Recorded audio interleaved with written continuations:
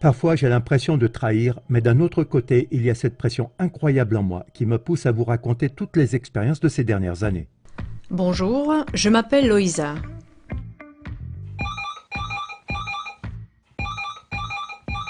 J'aime ma vie.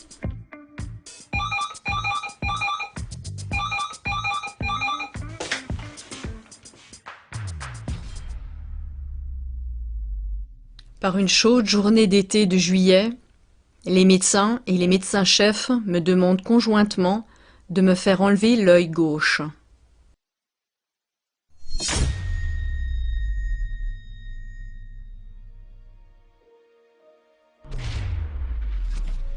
Ce coup de téléphone est la réponse de toute la communauté médicale à ce qui s'est passé il y a peu de temps. Mon rendez-vous pour l'ablation de l'œil. Comment fonctionne l'industrie pharmaceutique et la médecine?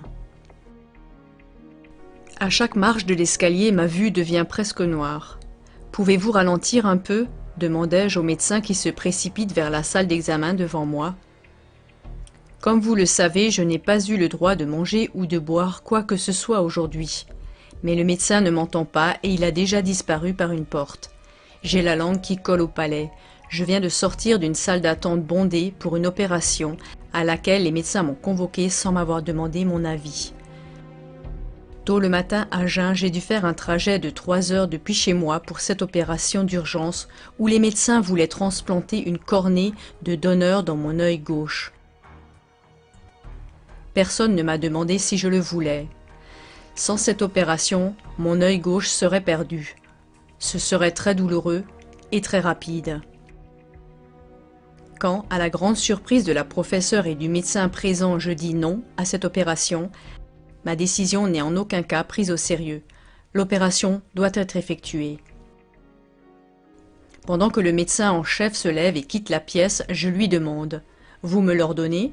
Tout en marchant vers la porte, elle dit avec un sourire « Oui, je vous l'ordonne. » Je réponds d'une voix amicale « Merci. Merci, mais je n'obéis pas. » Ensuite, la professeure se tourne brièvement vers son médecin adjoint et indique la fiche d'accord pour l'opération. Il doit veiller à ce que je la signe. Sur cette fiche, rien n'est dit sur le fait que je pourrais devenir aveugle de l'œil gauche pendant cette opération, que la pupille pourrait être dilatée, que je devrais répéter cette opération de transplantation au moins 1 ou 2 fois. Le fait que je devrais prendre des gouttes et des médicaments contre le rejet pour une durée indéterminée après l'opération n'est pas non plus mentionné sur le papier ou qu'avec mon œil très enflammé, le risque de rejet de la cornée donnée est très important. Sur le papier, pas un mot non plus sur le fait que l'opération peut entraîner des saignements qui ne peuvent plus être arrêtés ou que pendant l'opération, il peut être décidé spontanément de retirer d'autres parties de mon œil comme l'iris ou l'humeur vitrée. D'ailleurs, voici l'humeur vitrée ici. Au cours du week-end, je m'étais renseignée sur toutes ces complications et j'en ai parlé à la professeure. Elle a tout confirmé et elle en a même rajouté. Le jeune assistant médical me parle et essaye de toutes ses forces et avec toute son autorité de me persuader de faire cette opération. Dieu veut que je fasse cette opération. C'est exactement ce que la professeure a dit il y a quelques minutes. Ces arguments de persuasion ne peuvent pas me convaincre de signer. Alors il dit que, sinon, mon œil va pourrir et que de toute façon il faudra me le gratter laborieusement lors d'une opération. J'ai le vertige. La plupart des gens ne se rendent pas compte que le système médical d'aujourd'hui est entièrement basé sur la peur. Quand je pense au peu que je savais vraiment, et à la fréquence avec laquelle j'ai seulement fait peur au patient pour le convaincre de faire ce que je trouvais bon, je ne devais même pas y penser. La peur et l'argent sont jumeaux. Je faisais des courses et ma doctoresse de famille a vu que mon œil était rouge. Inquiète pour moi, mais avec le sens de sa responsabilité médicale, elle m'a presque reproché de ne pas m'être tournée vers elle dès le début. Elle est ensuite allée dans une pharmacie pour acheter des gouttes pour les yeux que l'on ne peut obtenir que sur ordonnance. J'ai dit à la pharmacienne et à la doctoresse « Et si les effets secondaires commencent à m'affecter ?» La pharmacienne s'est simplement mise à rire. « Ne vous inquiétez pas, vous avez une doctoresse avec vous. » Mais mon malaise a augmenté lorsque j'ai vu l'étiquette Novartis sur le médicament. Chaque jour, nous entendions à la radio les nouvelles sur les bénéfices réalisés par Novartis, alors j'ai demandé à mon père. C'est quoi, Novartis? Mon père explique en termes simples que l'industrie pharmaceutique ne devrait pas être autorisée à faire de l'argent avec les maladies, parce qu'elle veut toujours vendre plus de médicaments pour devenir plus riche. Mais en réalité, les médecins et l'industrie pharmaceutique ne devraient gagner de l'argent que lorsque les gens sont guéris, comme dans la Chine ancienne, ou comme sous Kadhafi dans la Libye florissante quand les soins médicaux étaient gratuits. Mais la doctoresse semblait certaine de son affaire. Malgré mes questions sceptiques et mon sentiment de malaise, peu de temps après j'avais la goutte dans l'œil. Peu de temps après la première application, j'étais déjà tourmentée par la douleur jour et nuit. Une doctoresse m'a dit que je ne devais pas m'inquiéter de ne voir que du blanc terne. Peu après, cependant, j'ai dû aller en urgence à la clinique ophtalmologique. C'est après cela que le voyage infernal a vraiment commencé et une semaine seulement après ma première visite chez l'ophtalmologue, il y avait sur ma cornée une très grosse blessure très douloureuse. À ce moment-là, mon état était vraiment alarmant.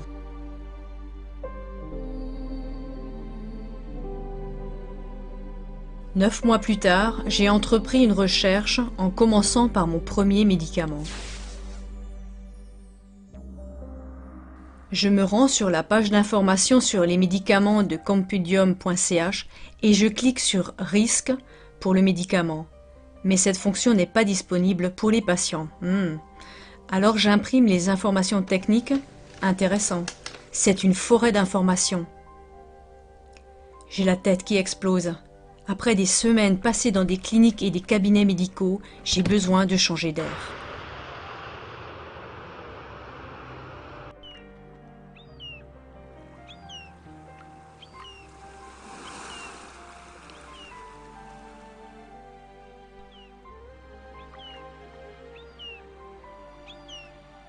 Les informations sur ce médicament remplissent une dizaine de pages A4, dont pas moins de 8 pages sur 10 décrivent un nombre incroyable d'effets secondaires. Je lis une section à la page 7.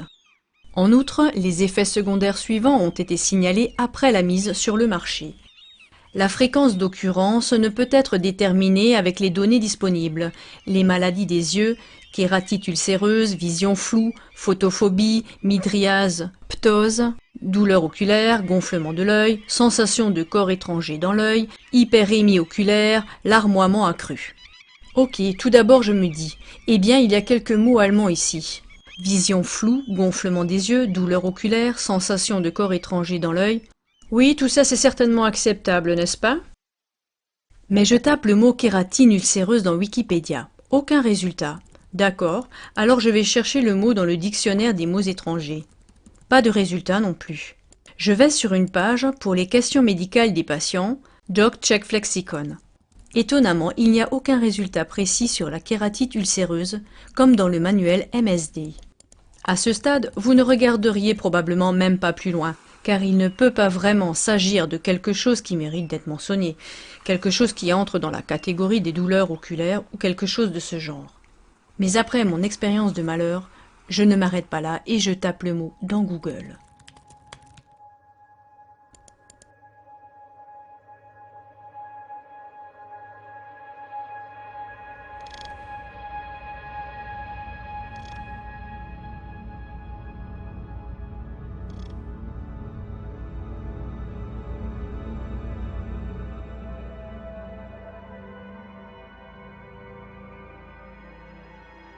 Grâce aux recherches d'un spécialiste, j'obtiens la définition suivante.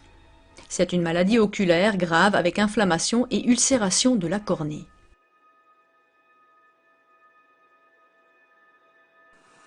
Mydriase. La pupille est dilatée. Ptose. Affaissement d'une paupière. Hyperémie oculaire, circulation sanguine excessive dans l'œil qui se manifeste sous la forme d'un œil rouge. Il ne s'agit que de 3 lignes. Quelques lignes plus bas, je lis à nouveau. Autre effet secondaire. Mais je ne m'intéresse pas aux maux de tête, à l'œil sec et aux démangeaisons, mais les mots conjonctivite et érosion de la cornée qui signifient abrasion de la cornée et inflammation oculaire infectieuse, puis défauts visibles, sont énumérés. Depuis des décennies, les suppôts des sociétés pharmaceutiques nous disent que plus un médicament a d'effets secondaires, plus il est efficace. Dans la perspective d'aujourd'hui, je ne peux que dire à quel point sommes-nous devenus aveugles pour croire à de telles absurdités? Les effets secondaires ne sont pas un mal nécessaire d'une thérapie, mais ils représentent les effets principaux réels. D'ailleurs, ils servent aussi à vous faire prendre plus de médicaments ou à faire guérir moins vite. Une machine à mouvement perpétuel parfaitement installée, où on peut gagner beaucoup d'argent. Il existe d'autres effets secondaires.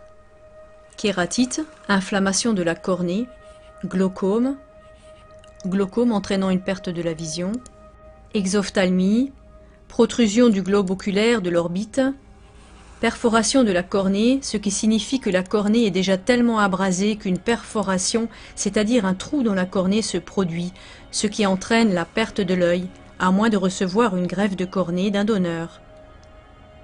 Formation d'une cataracte subcapsulaire postérieure. Cela signifie l'opacification du cristallin de l'œil qui provoque la perte de la vision, c'est-à-dire la cataracte. On pourrait maintenant lire 8 autres pages sur 10 avec toutes les conséquences possibles, comme le syndrome de Stevens-Johnson qui a été signalé comme un effet secondaire après le lancement de ce médicament.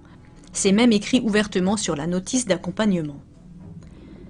Je ne pouvais pas imaginer que de tels médicaments aux effets aussi scandaleux puissent être mis sur le marché comme ça. J'ai donc interviewé une personne qui travaille dans la recherche sur le cancer depuis plus de 18 ans et qui a mené de nombreuses études cliniques. J'ai interrogé cet initié sur le processus de mise sur le marché d'un médicament. Pour qu'un médecin soit autorisé à prescrire un médicament, celui-ci doit être agréé par l'autorité compétente.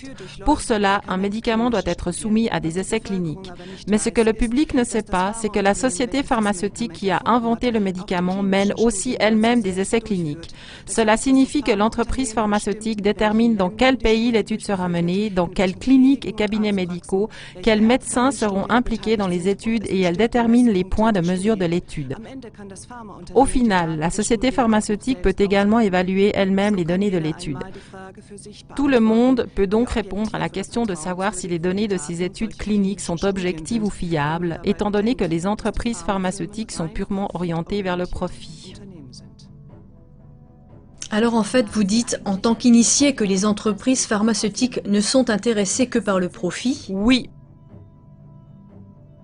À la page 8, je lis que le médicament retarde le processus de guérison et inhibe le mécanisme de défense de l'organisme contre les infections.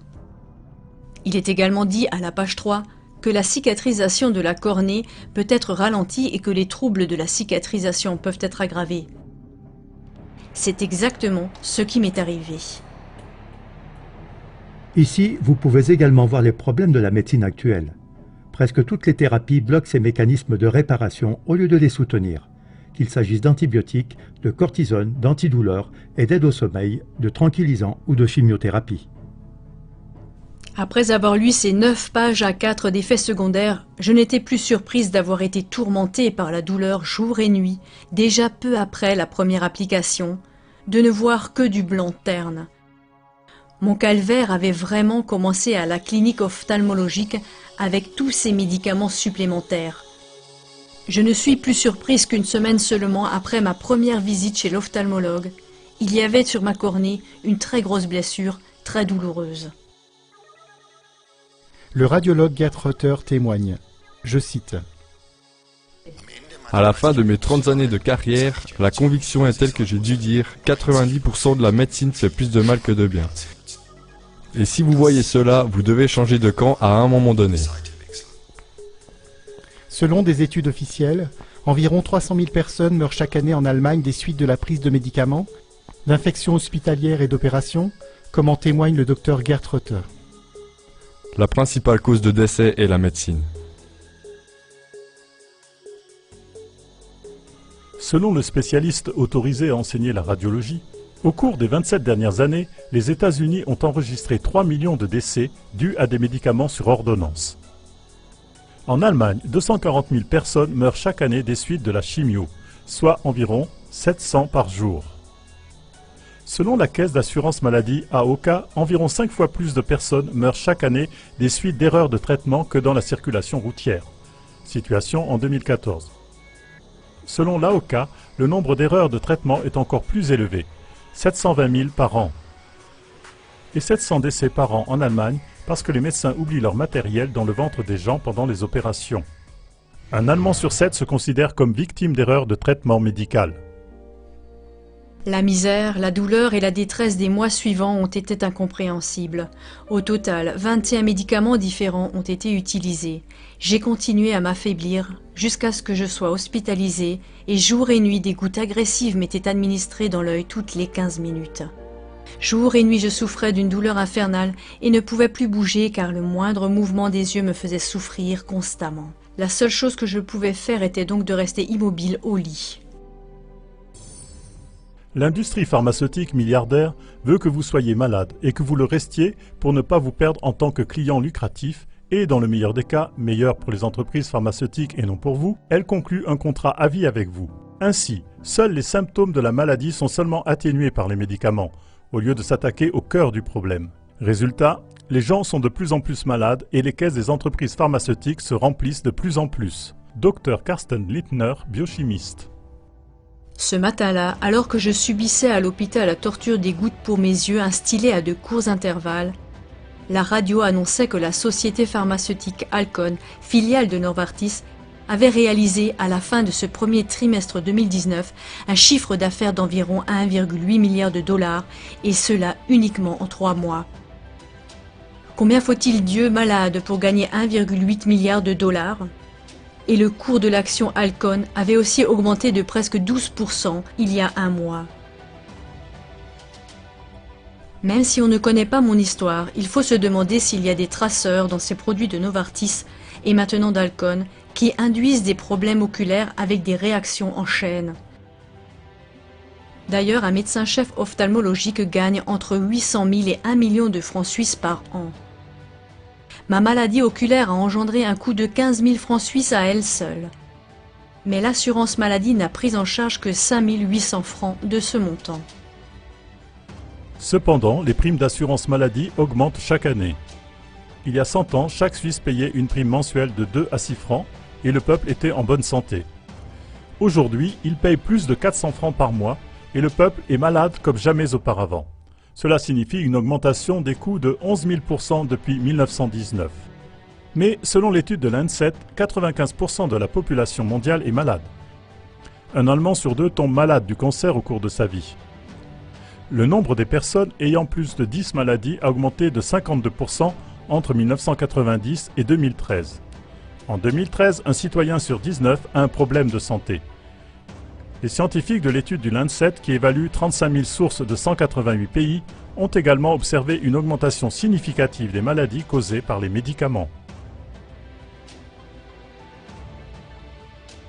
Revenons aux réactions en chaîne que j'ai subies. L'état de mon œil se détériorait de plus en plus, si bien qu'un jour, j'ai supplié les médecins d'arrêter ces médicaments, car je souffrais terriblement des effets de ces médicaments. Mais ils sont restés de marbre, le visage impassible, et ne m'ont pas répondu parce qu'ils tenaient absolument au nouveau diagnostic « parasite dans l'œil », pour lequel il n'y avait aucune preuve, même après des tests très douloureux. Ils ont simplement continué à verser les médicaments dans mon œil jusqu'à ce qu'ils deviennent blancs comme neige à l'intérieur et rouge vif à l'extérieur, et que je ne puisse plus voir que des taches noires. C'est exactement à ce stade qu'on a même utilisé un médicament interdit en Suisse qui devait être arrêté immédiatement après 2 jours s'il n'y avait pas d'amélioration visible. Je l'ai découvert plus tard en faisant des recherches.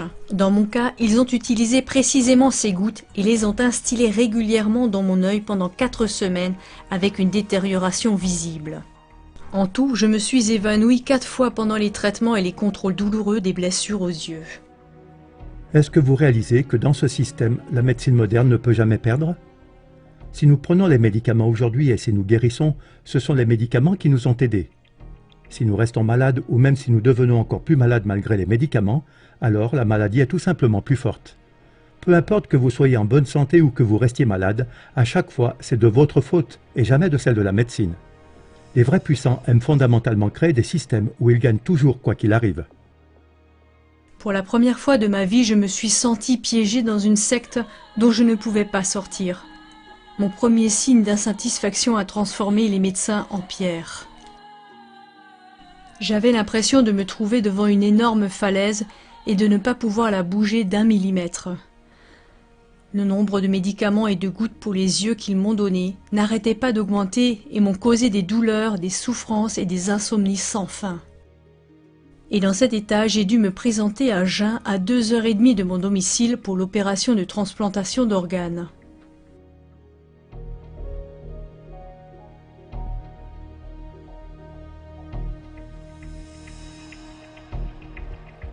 Ma décision est bien claire. Si Dieu veut que mon œil pourrisse dans mon corps vivant, comme le docteur vient de le prédire, alors je veux tomber dans la main de Dieu et prendre le mal de sa main, ainsi que le bien. Mais je ne veux plus tomber entre les mains de la médecine et de l'industrie pharmaceutique. Lorsque le médecin constate que ma décision est ferme et inébranlable, il commence tout excité à passer des coups de fil. Puis il quitte la pièce. Je me rends compte qu'il m'a déclaré psychologiquement affaibli. À ce moment même, je quitte immédiatement l'hôpital. Arrivé chez moi, j'ai arrêté toutes les gouttes et tous les médicaments. Quelques jours plus tard, ma mère a lu sur la notice du médicament que je prenais tous les jours depuis un certain temps que précisément ce médicament, associé à l'anesthésie générale prévue, peut entraîner des dommages irréparables. Dans mon état extrêmement vulnérable, je n'aurais probablement même pas survécu. Ce que non seulement les politiciens n'ont pas compris, c'est que la médecine n'est pas du tout une science. Vous travaillez dans le secteur de la santé depuis 2001 et vous êtes en salle d'opération depuis 15 ans. Qu'avez-vous vécu? Au début des années 2000, le système de comptabilité de l'hôpital a été modifié. Par conséquent, il n'y a plus de médecin-chef dont le poste n'est pas lié au nombre de thérapies effectuées.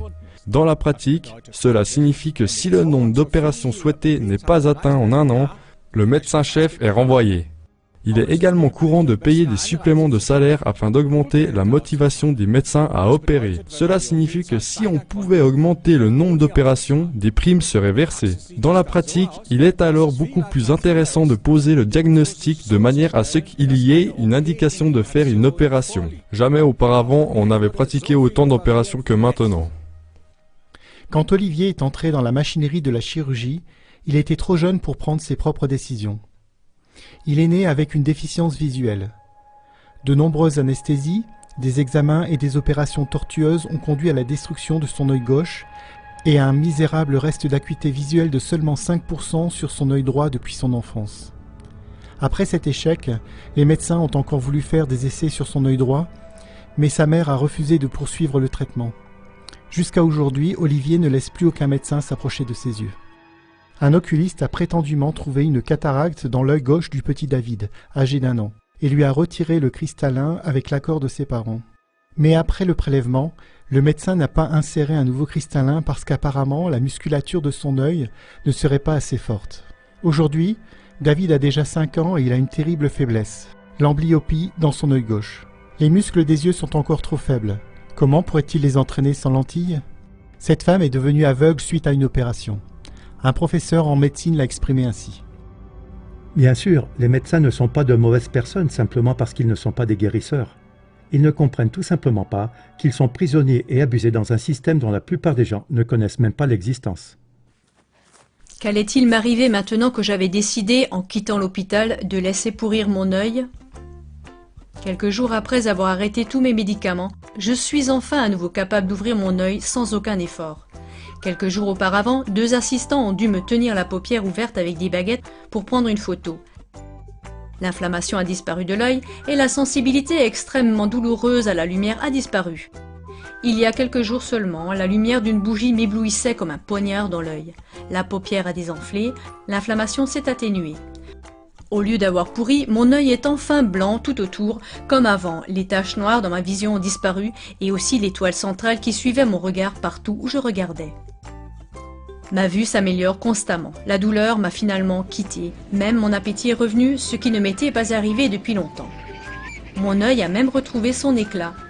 Mon œil est de nouveau humidifié normalement par la paupière sans produit et il ne larmoie plus sans arrêt. Mais ce que j'apprécie le plus, je suis quelqu'un de libre. Et en ce moment même, environ 1 semaine et demie après avoir annulé l'opération et arrêté tous mes médicaments, toute la communauté des médecins m'invite à me rendre à la clinique ophtalmologique pour me faire enlever l'œil gauche. Sinon, les parasites rongeraient non seulement mon œil gauche, mais aussi mon œil droit.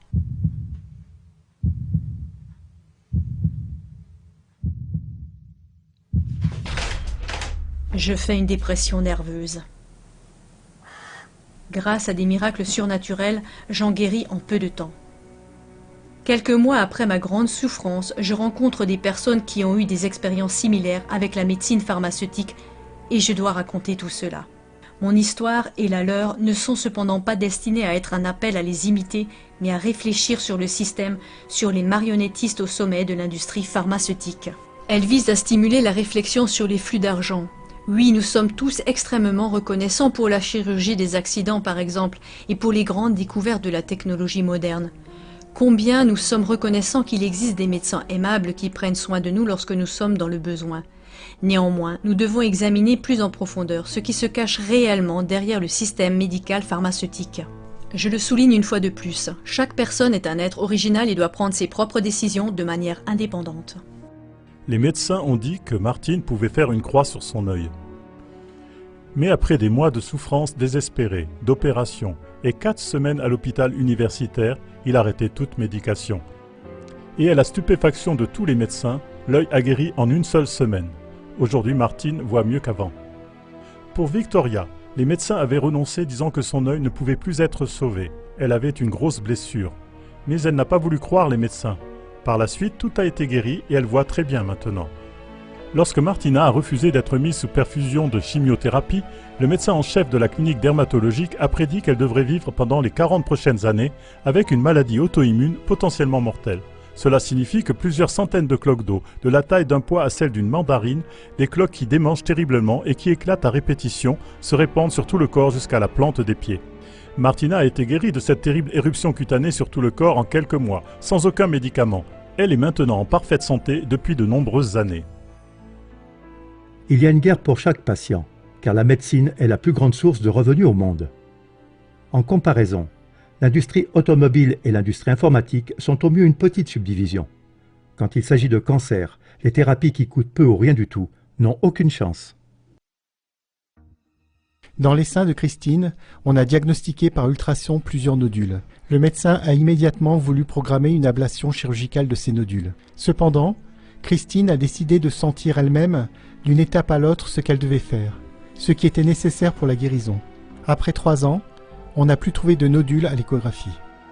Waltraud a été guérie d'un cancer abdominal qu'elle avait depuis 12 ans, sans aide médicale. Elle a suivi une thérapie basée sur les lois de la nature, thérapie qui est fortement calomniée et poursuivie par la pharmacie, la médecine et les médias. Je demande à une femme médecin qui a plus de 15 ans d'expérience professionnelle, pourquoi aucune méthode naturelle de guérison du cancer n'est recherchée et appliquée? Ainsi, le cancer est aujourd'hui la 2e cause de mortalité la plus fréquente après les maladies cardiovasculaires. De nombreuses personnes sont ainsi programmées par les médias.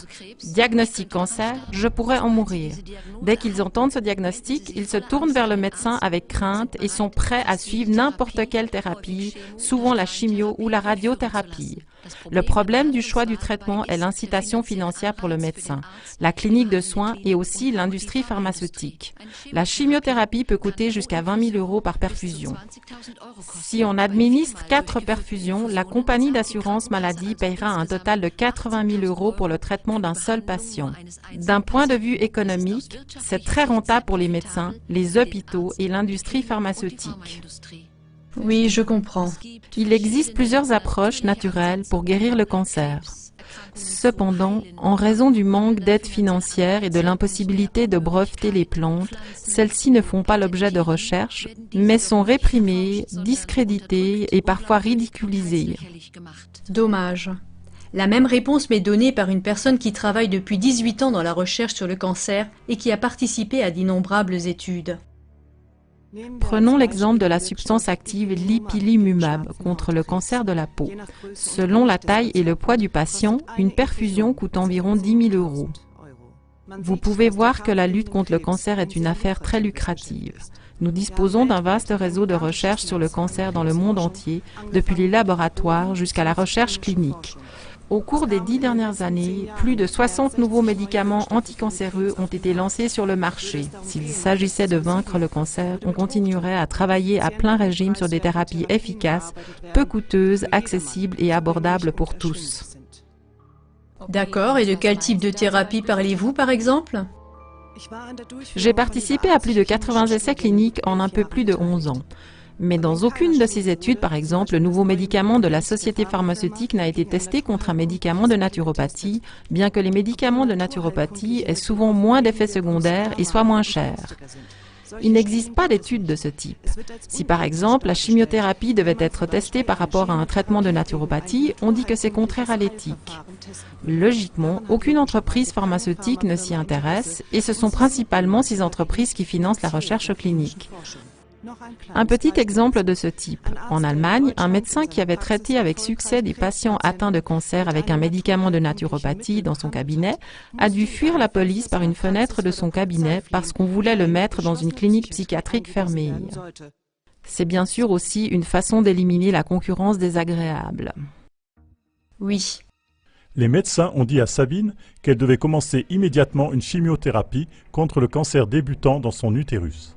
Mais elle et son mari ont refusé ce traitement et ont choisi de faire confiance à Dieu.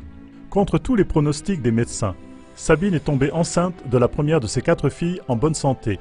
Elle est encore en très bonne santé aujourd'hui. Un médecin a déclaré que Margot ne pouvait pas avoir d'enfant. Elle ne l'a pas cru et a donné naissance à 2 enfants en bonne santé qui sont maintenant adultes. Il y a de nombreuses années, un autre médecin lui a dit qu'elle deviendrait probablement sourde. Margot ne l'a pas cru non plus et elle entend toujours bien. Pour Danilo, les médecins ont déclaré que seule une transplantation cardiaque pourrait le sauver. Mais Danilo, par conviction, a résolument rejeté la voie prescrite par la médecine orthodoxe. Il a découvert lui-même la cause de sa maladie cardiaque, et depuis lors, son état de santé s'est sans cesse amélioré.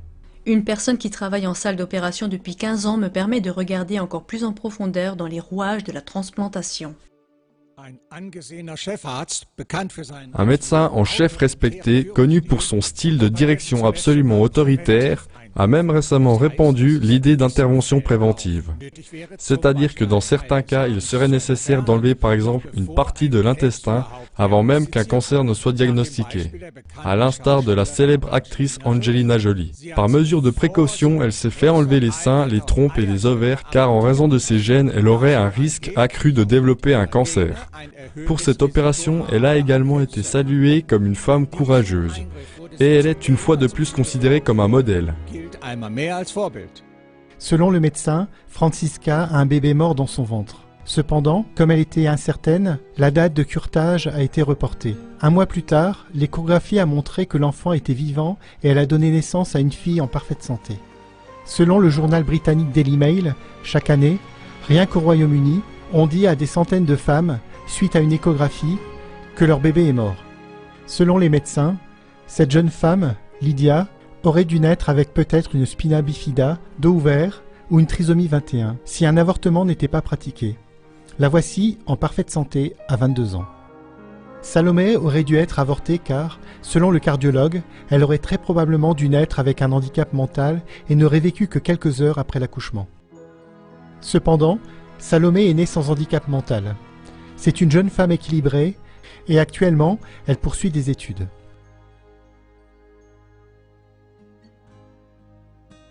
Stéphanie s'est cassé la cheville et la rotule gauche. En raison d'éruptions cutanées, d'échymoses et d'évanouissements constants, Stéphanie a arrêté prématurément l'injection d'anticoagulants et d'analgésiques prescrits par le médecin. Le médecin de famille lui a alors fait comprendre, par de redoutables exemples, que sa décision était irresponsable et qu'elle serait fatale pour une femme de son âge et de son état de santé. Cependant, Stéphanie s'en est tenue à sa décision. Ses fractures ont guéri sans aucune complication, malgré l'avis médical selon lequel Stéphanie serait limitée à vie après son accident et souffrirait de douleurs fantômes. Elle peut maintenant, après 4 mois et demi, pratiquer à nouveau du sport, et ce, sans aucune séquelle de ses fractures. Toute l'industrie pharmaceutique, qui d'une façon ou d'une autre a toujours une influence, elle exclut que tu puisses produire par toi-même quelque chose de positif, que tu puisses influencer toi-même ces cycles de guérison. Avec eux, il faut toujours qu'un médicament entre en jeu, que vous payez cher, avec lequel ils vous tiennent en laisse, oui, avec lequel vous devenez vraiment un patient à vie si possible. Vous travaillez dans le secteur de la santé depuis 44 ans. Quelles expériences avez-vous vécues? Depuis les années 1990, le système de santé a subi une transformation majeure. Quand j'ai commencé à travailler, le bien-être du patient était au centre de mes préoccupations.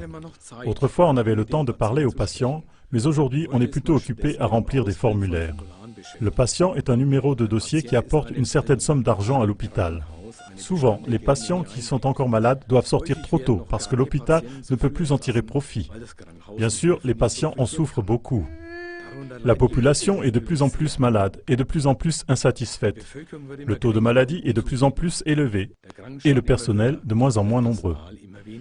Les lobbyistes et les politiciens réunis autour d'une même table sont orientés vers le profit. C'est un crime sournois contre l'humanité et personne n'intervient. Les anciennes diaconesses et religieuses soignantes se retourneraient dans leur tombe aujourd'hui. Après avoir découvert tous ces faits et ces histoires choquantes, je vais souvent dans la nature et je digère toutes ces impressions. Mais j'apprécie surtout mon œil gauche. Parfois, je ferme mon œil droit et je regarde de l'œil gauche. Je suis toujours heureuse de ne pas avoir pris ce rendez-vous pour mon ablation de l'œil et d'avoir pu sortir de la spirale descendante de la médecine pharmaceutique.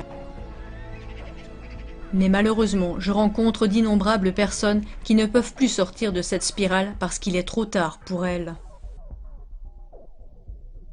Marisa est handicapée depuis la vaccination de l'industrie pharmaceutique. Avant cela, elle était en parfaite santé et avait obtenu 10 points sur 10 lors du test sur les nourrissons. La même chose est arrivée à Stephen et à Billy.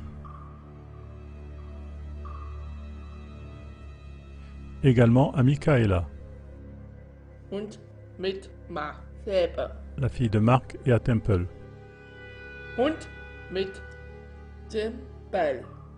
Aussi à elle. Elle a eu 2 crises de 5 minutes après la vaccination.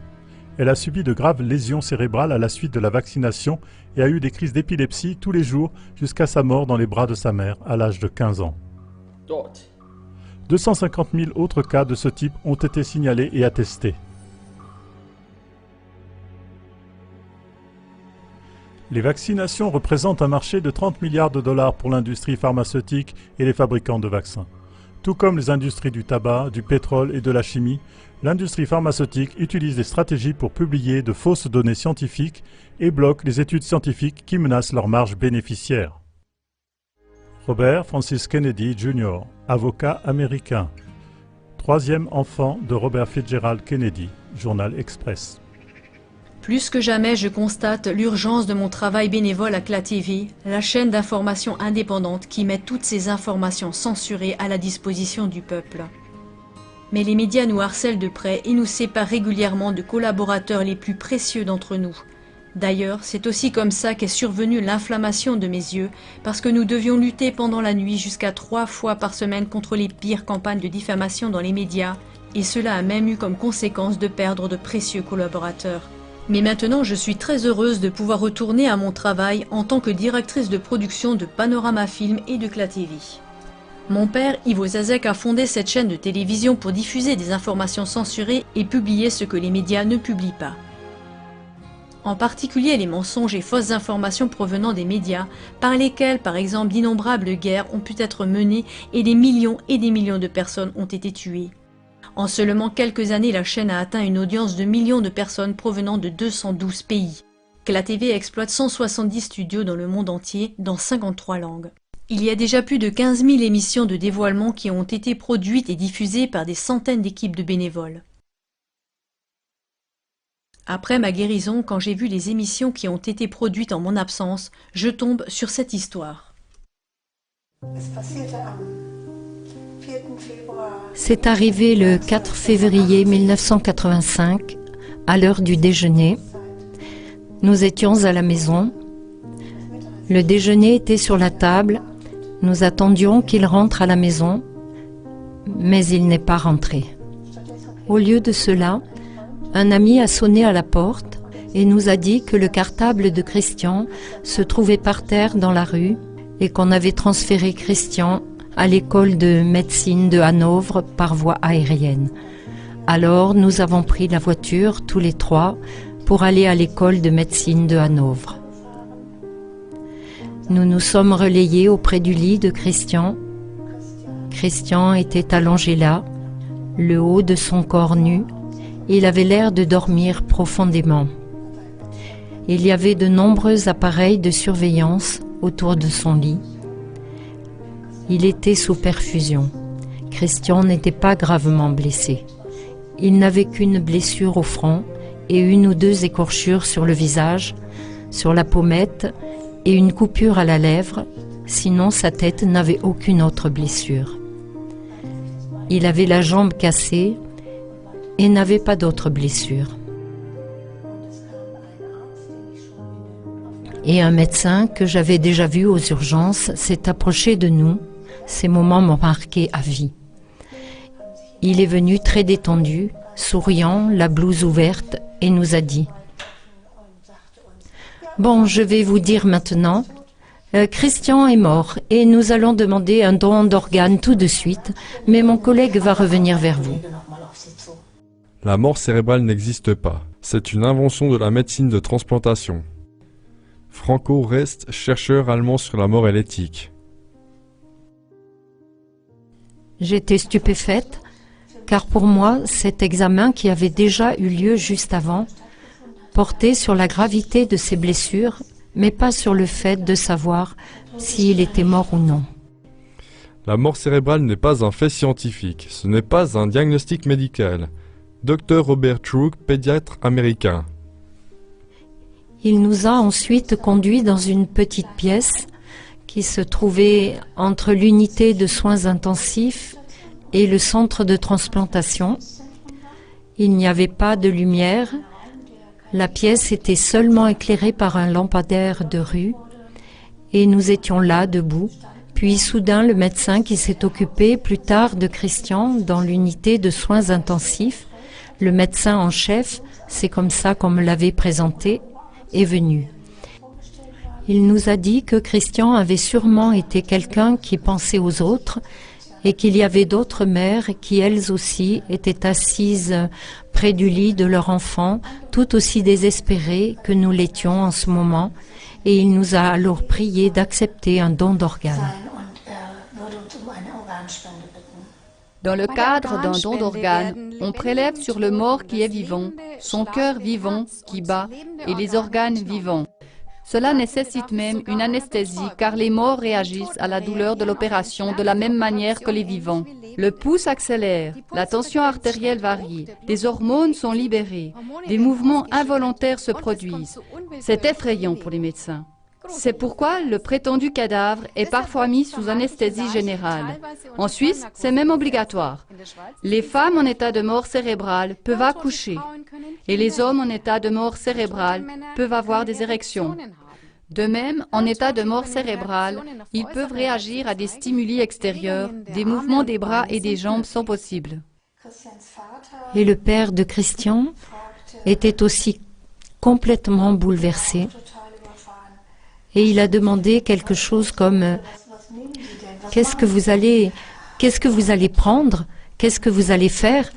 Alors on nous a dit « On prend soit le cœur, soit le foie, soit les reins et peut-être de la moelle osseuse. » Les images ou ce que j'avais appris auparavant, que Christian était traité comme un patient vivant, comme tous les patients des soins intensifs, qu'il recevait des perfusions, qu'il y avait des appareils près de son lit qui fonctionnaient, que son corps était chaud, je n'arrivais plus à relier toutes ces choses. En 1996, le docteur Ziegler a rapporté à la commission sanitaire du Parlement allemand que les patients dans le coma réagissent clairement aux événements extérieurs et aux stimuli sociaux, comme par exemple les visites de la famille. Le corps des morts cérébraux est chaud, leur métabolisme fonctionne. Les morts cérébraux combattent les infections et les blessures en ayant par exemple de la fièvre. Afin qu'ils ne meurent pas, on doit nourrir, soigner, surveiller, tester les morts cérébraux et leur donner des médicaments. Les morts cérébraux sont réanimés si nécessaire. N'est-ce pas une contradiction dans les termes « réanimer des morts » ? Le critère de la mort cérébrale a été introduit en 1968 expressément dans le but d'obtenir des organes.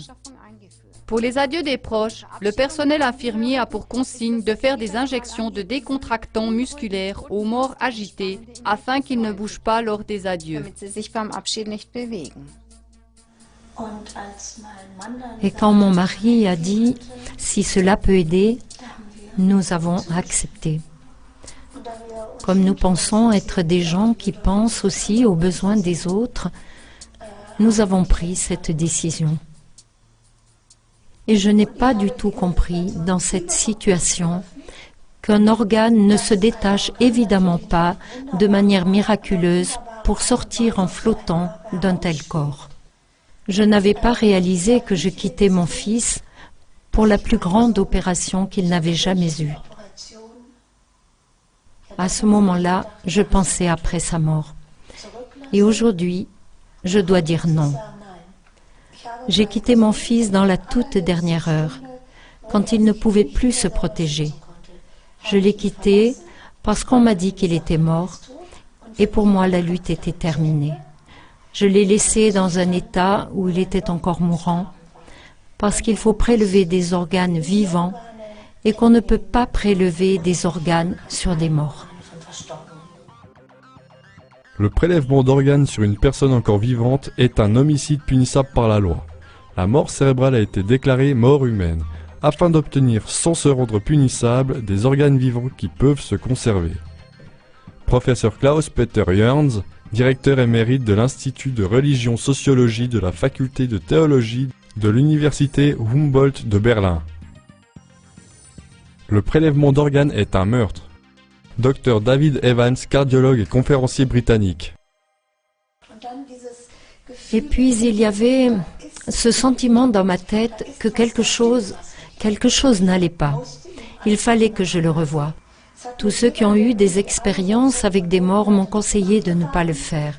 Les pompes funèbres m'ont dit « Ne vous faites pas ce mal ». Mais j'ai insisté. Et le jour de ces funérailles, je suis allée au cimetière à 10 heures, comme c'était convenu, ici au cimetière du village. Et il n'y avait personne. J'étais là, toute seule, quand un des gardiens du cimetière a disparu au coin de la rue. J'ai couru après lui, je l'ai tenu par le bras et j'ai dit que je voulais entrer dans la chapelle. Et il ne voulait pas me laisser entrer. Mais j'étais si énergique et si déterminée. C'était pour moi, j'avais le sentiment que tout en dépendait. J'ai pu le convaincre et il m'a ouvert la porte. Ensuite, il y a eu un autre combat, car je voulais aussi voir mon enfant. Alors, il a ouvert le couvercle du cercueil et je n'étais pas préparée à cette vue. Ma première impression a été qu'il ressemblait à un poulet qu'on avait vidé. Ce que j'ai trouvé totalement révoltant, c'est qu'ils ont pris des os de son corps et qu'ils ont pris ses yeux.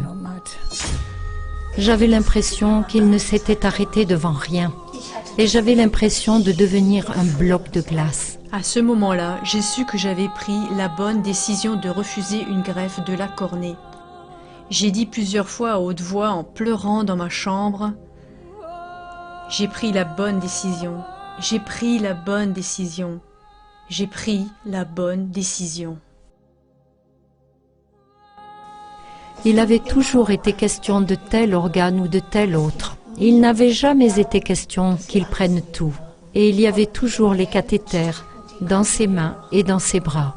On pouvait voir ses bras nus avec les cathéters et il y avait aussi l'incision qui commençait ici en haut et qui continuait pour disparaître dans l'encolure de sa chemise.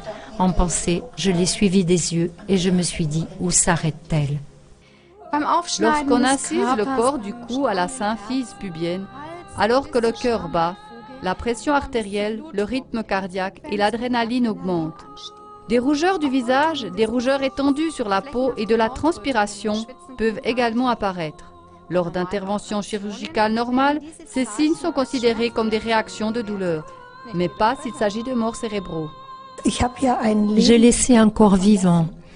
Mon fils était vivant à ce moment-là, même si on m'a dit qu'il était mort. La mort cérébrale est une aberration, ce n'est pas la mort d'un être humain. Aussi embarrassant que cela puisse paraître, on peut le prouver logiquement à tous les niveaux. Professeur Dr Mead de Hannah. En tant que créature unique et indissociable, l'homme est représenté non seulement par son cerveau mais aussi par son corps. Mais 97% de ce corps est encore en vie au moment de la mort cérébrale. Professeur Linus Geisler, cardiologue.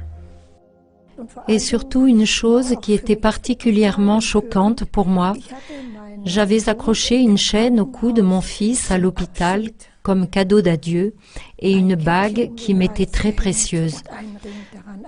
Cette chaîne était à côté de lui, cassée, et la bague manquait. J'ai été témoin de la façon dont le personnel chirurgical était tellement indigné par le comportement des chirurgiens envers le donneur d'organes qu'ils ont unanimement refusé de participer à des transplantations d'organes. Des experts externes ont alors été invités pour calmer un peu l'atmosphère, mais cela n'a servi à rien. L'employeur aurait pu forcer le personnel, mais cela aurait entraîné un mécontentement supplémentaire. Ils ont donc voulu les influencer en offrant des primes. Les transplantations d'organes sont de l'argent facile, mais le personnel chirurgical a même refusé de toucher une prime, à l'exception d'une personne récemment embauchée qui était simplement très effrayée et du magasinier qui souffrait d'un salaire trop bas. Le marché des greffes et des produits pharmaceutiques se chiffre en milliards d'euros. Richard Fuchs, auteur de livres spécialisés. Je suis allée en Angleterre parce que le foie de Christian a été transporté à Cambridge.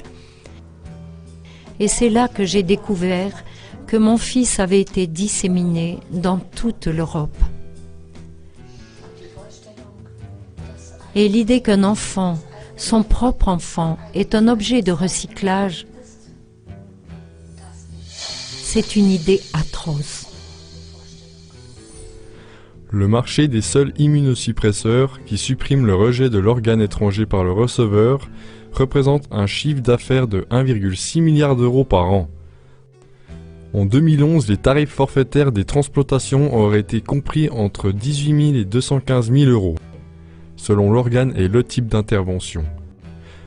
Par exemple, un foie coûte entre 98 000 et 130 000 $, un cœur entre 130 000 et 160 000 $. Les médicaments contre le rejet de nouveaux organes coûtent plusieurs milliers d'euros par an et par patient.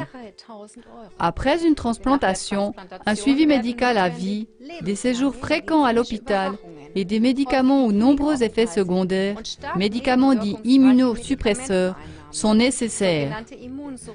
Les médicaments, qui peuvent coûter plusieurs milliers d'euros par mois, désactivent le système immunitaire afin que l'organisme ne rejette pas l'organe étranger.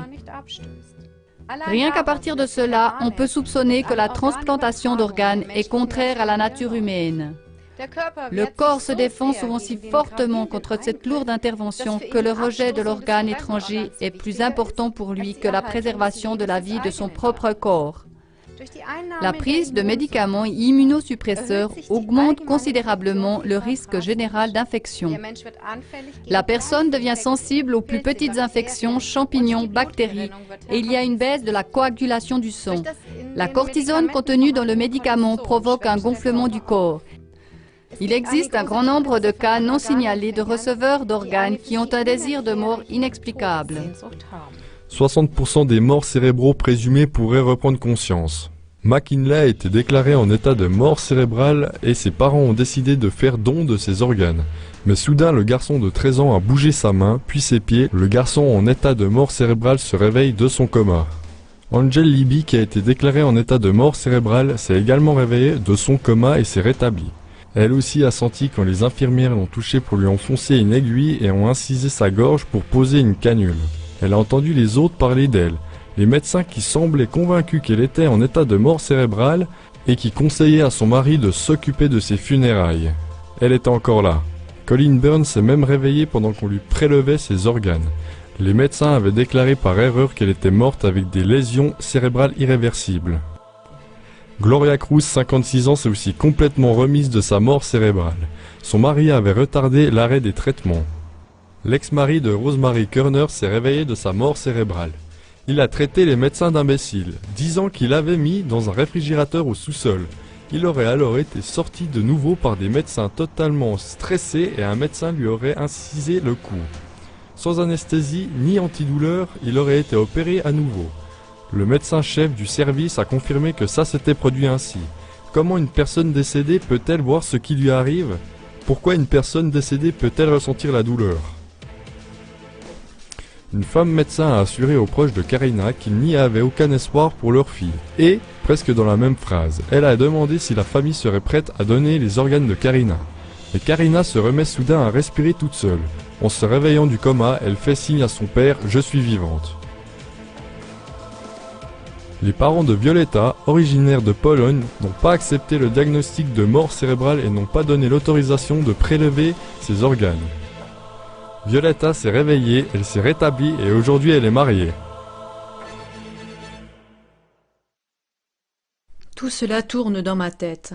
Quand je pense à ce système pharmaceutique, je me souviens des paroles d'un ancien de l'industrie pharmaceutique qui a révélé qu'il y a des entreprises qui gagnent des milliards de dollars en provoquant la peur chez les gens sur mandat de l'industrie pharmaceutique et des gouvernements. Par exemple, la peur d'une maladie qui n'existe pas ou qui n'est pas si dangereuse. La rémunération d'un seul employé de ces agences de relations publiques qui créent la peur peut aller jusqu'à plus d'1 milliard. Je pense au Dr Royal Rife, qui a réussi à guérir des patients atteints de cancer et a découvert comment presque tous les maux connus peuvent être éliminés. Le cartel pharmaceutique a ruiné Rife et son laboratoire d'essai a été réduit en cendres. Ils ont acheté les scientifiques et les médecins qui connaissaient la thérapie de Rife. Ceux qui ne se sont pas laissés acheter sont tous morts dans des circonstances mystérieuses. La même chose est arrivée à René Kess, Harry Hoxsey et Max Gerson, après avoir soigné beaucoup de personnes avec des remèdes naturels. Je pense aux 15 médecins mystérieusement décédés qui étaient tous des défendeurs de la lutte contre les vaccins et qui faisaient des recherches sur une nouvelle thérapie pour guérir le cancer et des maladies comme la maladie de Parkinson et la sclérose en plaques. Des centaines de chercheurs et de médecins ont été et sont encore attaqués parce qu'ils voulaient guérir les gens. Certains d'entre eux l'ont même payé de leur vie. Meilleurs ils sont, plus ils ont des risques d'être attaqués et même si vous ne le croyez pas, il y a même des meurtres. J'ai moi-même pu expérimenter comment les scientifiques gênants ont été victimes d'accidents mortels. Comme je le sais aujourd'hui, il ne se cache derrière cela en vérité rien d'autre que des intérêts politiques ou financiers et rien d'autre que le système dans lequel nous vivons tous. Ceux qui pourraient changer ça sont par la nature même du système, ceux-là même qui ne voudront jamais le changer parce que ce sont eux qui en bénéficient le plus. Comme ce lever de soleil dissipe les ténèbres et apparaît sans entrave, la vérité et la justice vaincront elles aussi. Diffuse cette vidéo, partage-la avec tes amis et connaissances. Aide CLA TV à apporter au peuple toutes les informations censurées. Et si toi, tes proches ou tes connaissances, vous avez été victime d'une façon ou d'une autre du système pharmaceutique et médical, signale-le à Vetopédia, l'encyclopédie libre des contrevoix. As-tu toi aussi reçu de faux pronostics terrifiants de la part de la médecine conventionnelle? As-tu subi des lésions suite à la prise de médicaments? As-tu subi des lésions suite à des opérations? Ou as-tu été victime d'une infection ou d'autres problèmes médicaux suite à un séjour à l'hôpital? Des vaccins t'ont-ils apporté des dommages? Écris l'histoire dont tu as été victime sur vetopédia.org dans la rubrique « Victime de l'industrie pharmaceutique et de la médecine ». Hold me in your arms, I will never trust you in all my ways, 'cause you are here. Hold me in your arms, I will never fail. I trust you in all my ways, 'cause you're here, 'cause you're here, 'cause you're here, 'cause you're here, 'cause you're here like the waves in the sand. You are here like the clouds, you are here like the birds, you are here like the breath in my heart. You are here.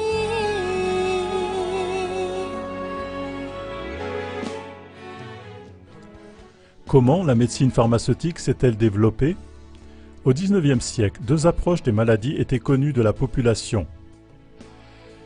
Les patients avaient le choix de consulter soit des allopathes, c'est-à-dire des médecins, soit des guérisseurs naturels appelés empiriques. Les allopathes croyaient qu'un médecin devait faire disparaître une maladie de l'organisme de manière agressive, par exemple en utilisant de très hautes doses de minéraux toxiques comme le mercure et le plomb. Contrairement aux allopathes, les empiriques croyaient que l'auto-guérison pouvait être obtenue en stimulant les propres défenses du corps. Ils utilisaient des produits à base de plantes. Les deux groupes menaient un débat philosophique animé. L'équilibre entre les médecines opposées a été maintenu jusqu'au début du XXe siècle. Au début du XXe siècle, de nouvelles méthodes de traitement sont apparues qui semblaient très rentables, et la médecine s'est transformée en une industrie. Les fortunes des plus riches industriels et banquiers américains, par exemple Carnegie, J.P. Morgan et Rockefeller, ont financé la chirurgie, la radiothérapie et les médicaments pharmaceutiques. L'étape suivante a consisté pour l'industrie médicale à prendre en charge l'enseignement médical. Rockefeller et Carnegie ont notamment offert d'énormes sommes d'argent aux universités qui voulaient coopérer avec eux. En retour, ce sont des personnes désignées par les donateurs qui ont pris place dans les directions des universités. Ainsi, tout a été orienté vers les médicaments pharmaceutiques. Tous les grands établissements d'enseignement aux États-Unis ont ainsi été conquis par des intérêts pharmaceutiques. La profession médicale a modifié les réglementations en matière de formation, les exigences d'autorisation et les règles afin d'exclure ce qu'on appelle les empiriques. Bientôt, seuls les médecins accrédités ont été autorisés à exercer légalement et des campagnes ont été lancées dans le but de dénigrer les médecins empiriques en les qualifiant de charlatans. C'est ainsi que le système de santé de la médecine conventionnelle a été établi et que toutes les méthodes médicales naturelles de guérison ont été combattues avec véhémence.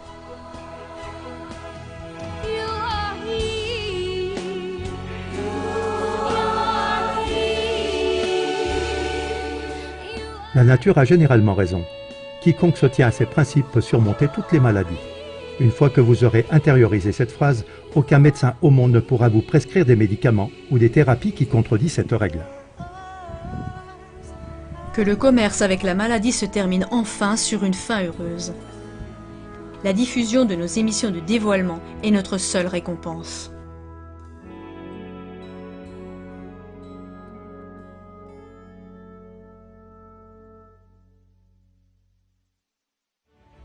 Vetopédia, l'encyclopédie libre des contrevoix. Plus besoin d'attendre en vain. Les calomnies médiatiques sont révélées. C'est ici seulement qu'on cherchera les corrections de l'auteur lui-même. Des contre-déclarations directes et non censurées. Maintenant sur www.vetopédia.org.